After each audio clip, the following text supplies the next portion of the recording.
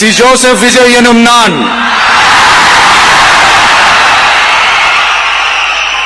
தமிழ்நாட்டு அரசின் முதலமைச்சர் என்ற முறையில் எனது கவனத்திற்குள்ளாவதும் தெரிய வருவதுமான எந்த பொருளையும் முதலமைச்சரின் கடமைகளை உரியவாறு நிறைவேற்ற தேவையான அளவுக்கன்றி ஒருவரிடமோ பலரிடமோ நேர்முகமாகவோ மறைமுகமாகவோ அறிவிக்கவோ வெளிப்படுத்தவோ மாட்டேன் என்று